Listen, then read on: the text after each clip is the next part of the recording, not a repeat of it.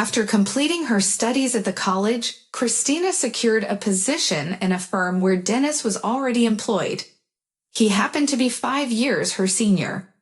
Dennis promptly noticed the attractive young staff member and suggested that in case of any issues or challenges, she should reach out to him immediately. Avoid paying too much attention to him. He used to be involved with Nastya, who happens to be the daughter of our boss. Your predecessor started dating him, which led to Nastya's distress. Therefore, if you want a smooth work experience, keep your distance from Dennis, one of the girls advised. Christina is a perceptive woman. She noticed Dennis's intrigued glances but maintained a composed demeanor around him. However, one day her printer malfunctioned. Dennis took it with him, and the following day, he called to inform her that he had fixed the printer but couldn't return it due to his car breaking down. She desired to inquire the chauffeur to collect the printer, but he needed to abort. His mother was in the hospital. Dennis overheard the chat and offered to assist. At noon, he brought the printer and connected it personally. After her shift, Christina departed from the office and paused under the shelter above the entrance. It was raining, and she, extending, hadn't carried an umbrella. By the time she reached the bus stop, she would be drenched. There was nothing remaining except waiting for the rain to cease.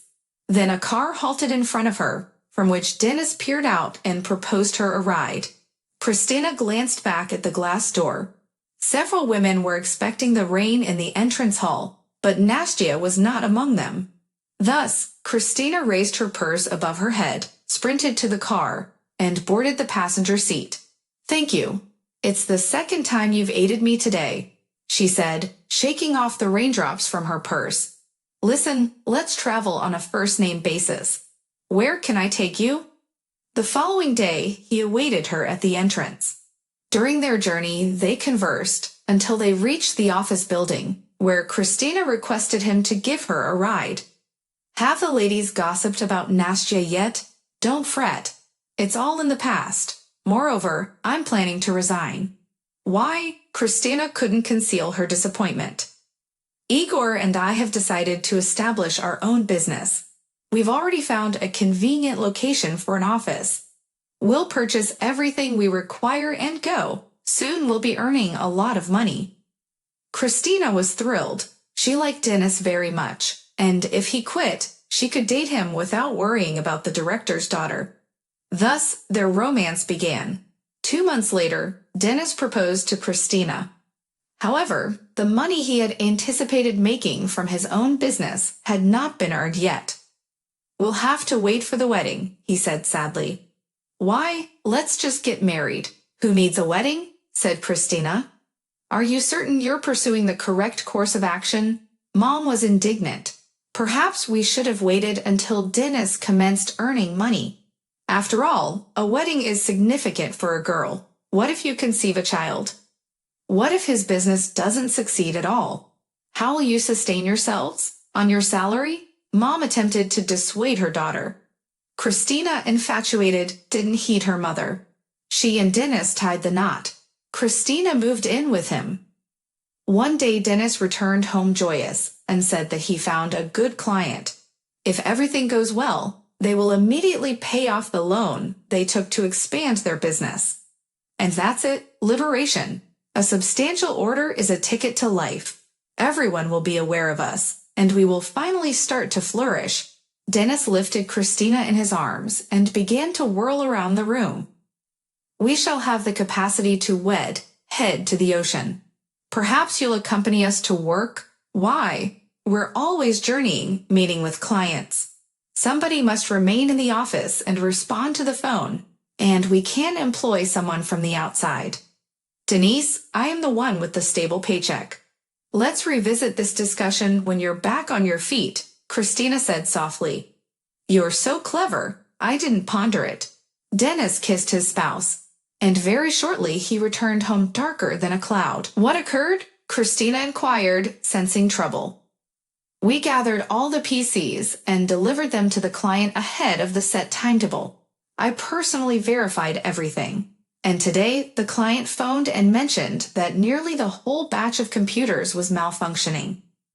Igor, it seems, had purchased substandard spare parts, opted to save money, for goodness sake. The client returned the PCs and is demanding a refund, threatening legal action, and we've already expended it. I took out a new loan to resolve it. I had no other option. Darn. Yegor disappointed me. Such a directive to ruin. Dennis paced nervously around the flat. It occurs. It's all right. We'll settle the loan. Christina attempted to pacify him. Do you know how much money we owe? If I could assist you, Christina sighed. Hearken, thou can assist.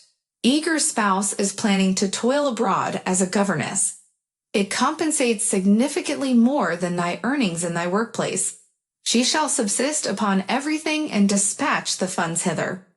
Should thou also accompany, we might settle the greater part of the debt in 3 or 4 months. But I perceive thou dost not fancy the notion. We've obliterated all. 'Tis Yegor's fault. Let him grapple with it.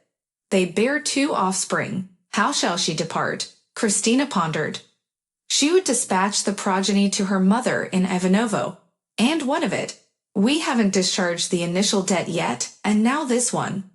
What about linguistic aptitude? 4 complete months. Is there nary another method to garner wealth? Christina didn't desist. Thou needest not to apprehend any tongue apart from Russian. I yearn for you so greatly. Kindly refrain from acquiring any more debts. I cannot endure this situation for an extended period, she inquired her spouse. Christine was also extremely eager to return home because she had discovered she was pregnant. It must have occurred on their last night with Dennis. Otherwise, the tests would have indicated the pregnancy earlier. As per the agreement, she had to be in perfect health, so she discreetly concealed her pregnancy. She didn't inform Dennis over the phone either. She feared he wouldn't believe her. He would come back and, if necessary, conduct a DNA test for paternity. One day Christina had a dream that she arrived home with a little girl, whom she held by the hand. Dennis inquired why she pilfered someone else's baby and labeled her a thief, then expelled her. She awoke in perspiration and with her heart thudding. In the adjacent room, an old woman was screaming. Christina hurried to her and discovered her on the floor. Your mother tumbled out of bed and appears to have fractured her femoral neck. Hurry and summon the physician, she said hastily as she rushed into the main bedroom. The elderly woman underwent surgery. Now Christine had to tend to an immobile patient. The elderly woman would not allow Christine to leave for even a moment, and she also got toxicosis. Something the elderly woman did not comprehend and did not recall, but about the pregnancy she realized immediately and informed her son. The owner stated that he had to annul the contract and send Christina back home as soon as she will be replaced by another girl. To Christina's fortune, it was not possible to locate a girl quickly, and she continued to work and send money to Dennis. Finally, the girl arrived, and she turned out to be a nurse. The owner bought Christina an airplane ticket and paid her much more money. He liked her, calm, unpretentious, well-mannered, not a thief. Christina didn't inform Dennis she was arriving. She desired to purchase him a gift, but later she contemplated it. She'd rather hand him the cash. He'll receive more than he expected. That would be the finest gift for him. She arrived in the evening. Approaching the house, she noticed a light in the window. She envisioned how happy her spouse would be and hurried upstairs. The excitement and the hefty suitcase caused her stomach discomfort, and Christine had to wait for a few minutes on the landing. Christine unlocked the door with her personal key and cautiously entered the flat. Right away, she saw someone else's stylish boots, a fur coat on the rack, and understood everything. She sat down on the ottoman, trying to compose herself. Then she placed the money on the nightstand, abandoned her suitcase, left the flat, and went to her mother's. Only there she burst into tears. Dennis arrived the following day, apologized, stated that nothing had occurred, just a female coworker visiting. You employed a youthful female colleague? Juvenile and attractive, I reckon. Where'd you acquire the funds? Or is your business flourishing? Christina was rapidly expressing words. Weary from toxemia and the journey, she looked fatigued and pallid. Dennis, on the contrary, appeared splendid. Christine resigned from her job, assumed the role of a caregiver for a semi-deranged elderly lady, while he reveled with her funds. The treacherous notion sneaked in that it wasn't as dreadful as he had proclaimed. She should have heeded her husband and consented to depart. When Dennis departed, Christine peered through the window and witnessed him boarding a new ebony automobile. That's what her hard-earned money had been utilized for, and she had relinquished him the money she had brought along. Resentment inundated her heart, and Christine burst into tears. Daughter, perchance you're overthinking yourself. What if nothing truly transpired? An acquaintance dropped by. Mom, don't talk nonsense. An acquaintance in high heels visited a solitary man's abode for tea. Do you believe that? Christine, how will you manage to nurture a child on your own? It's extremely challenging, trust me. You brought me up, yes, but you had a father. He adored you very much. If your father hadn't passed away, Mom wept too. Christine just realized the entire situation from a different perspective. What a naive fool she had been, trusting Dennis, working hard to support him. And he purchased a new car and enjoyed himself. No, Mom. Now, I'm uncertain if everything was as he stated. Let his mistress assist him now. We'll raise the baby. It's all right. Do as you wish, Mom sighed. I never liked the idea of living together without a wedding from the beginning. I have a lawyer acquaintance. I'll seek advice from him.